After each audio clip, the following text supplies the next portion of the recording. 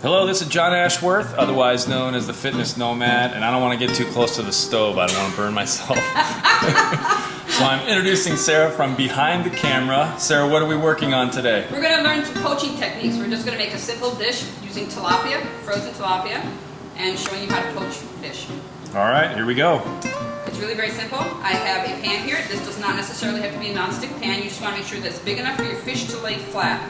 I have maybe half an inch of water in here. I'm going to get that water turned on. I've got it on high at this point just to get started. I like to cook my fish directly from frozen. I don't like to thaw it out because I find that gives it a much fishier flavor. So I cook directly from frozen, right in the water. The water's just a little bit warm from the burner. And I think the cooking from frozen, that must take practice because I've still been trying that. It's still coming out with a little bit of a fishy taste in my fish.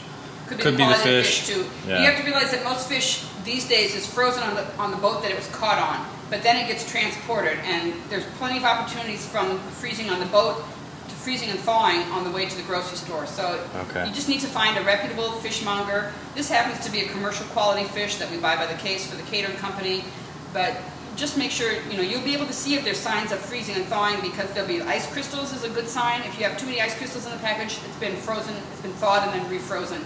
Okay. So that's one way to look. Also make sure that there's no freezer burn on it. So while the fish is cooking, I have that almost in the water all the way, not quite. I don't want too much water. Normally I'd be cooking 2 pieces in here because that's how much I'd be eating for a portion. I'm sure John's probably eating 3 or 4 pieces. We'll have to share this little baby piece in here. And while that's getting ready, I'm just going to make up a little topping to go with it. I find a lot of people don't like tilapia. It's rather bland fish. But because it is bland, mild, you can do anything you want with it. When I'm in a hurry, I just like a good chipotle salsa on top of it. Here's my nonstick pan that I'm going to make the sauce. A minimum amount of spray in there. Get that burner turned on.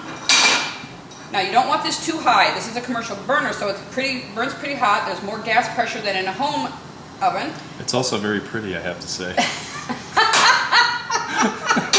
Yes, there's beauty in cooking. So in the meantime, we're going to get that pan a little heated up. And when you're sauteing a mix of vegetables, you always want to start, just like with stir fry, you want to start with your hardest vegetable.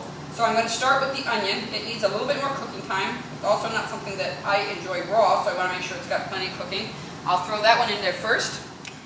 The other secret when you're doing low-fat cooking, and this is a non-stick pan, you want to make sure you're using the proper tools. You do not want to use metal implements in your non-stick pans. You will destroy the surface.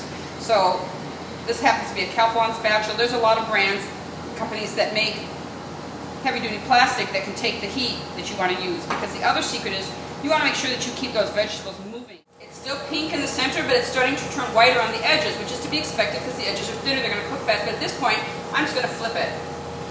Just flip it. Just flip it. Without making a mess. Without making a mess. You cursed me. Well, I know that's what I do at home. All right, my onions are getting, you can see there's a little bit of color on them. They're starting to smell a little bit, in a good way. So I'm going to add some red pepper in there.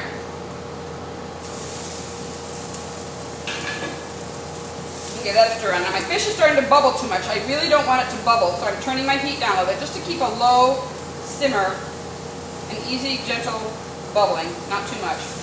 And that's actually going to be ready in a few minutes. If your food starts to stick a little bit too much, now like I say, this is a non-stick pan, so it does pretty well. But if it starts to stick too much, you're just going to add a little bit of water to loosen it up.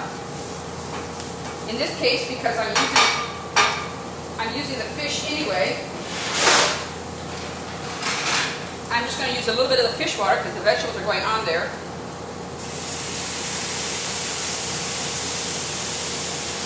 So if your vegetables do start to stick, or if you want to get them softened up a little bit faster, you just add the water. You see it just cooks right off, but in the meantime it loosens everything up from the pan. The secret to tell whether your fish is done or not is to flake it. Now it's not separating in the middle, it's not pulling apart, so it's not quite done yet. That fish was pretty fat there in the center. We got to let it cook a little bit longer, but it's going to be a few seconds. So if you're what?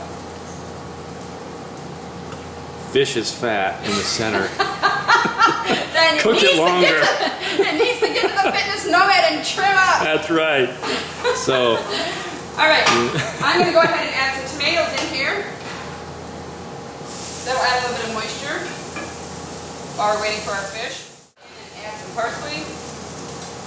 We'll add a little avocado at the end. I'm going to turn the heat off on that before I add the avocado. I just want to keep the avocado through. I really don't want to cook it. And so what you've done with the vegetables there is you put the vegetables in the order, the ones that take the longest to cook, you put those in first. Otherwise you end up with soft, mushy vegetables. You end up with sauce. It's not necessary that it would be bad, but it would be better if you cook them in order. Depends on what you're going for, I guess. Yeah. Okay, so I've got the fish out of the pan, and this is what I talk about flaking tenderly. You can see it's just falling apart. That's how you know when your fish is cooked. If you have something like salmon, you should be able to see the inside, and it should be opaque all the way through. No more translucency. Translucency meaning that it looks sort of like clear. It should be cooked all the way through. I made it really ugly. Translucency, that's a difficult word to say on camera. Translucent. All right, and here's our vegetable topping. I just added a little pepper. I don't season anything with salt. And if you have enough flavors in there, you shouldn't need the salt. Yeah, be warned, if Sarah's cooking for you and you're used to tasting salt in your food, say bye-bye. Say bye-bye. No salt in my food. And I have a little brown rice on the side that we're going to enjoy with this. Very good. Looks like a good snack to me. Snack.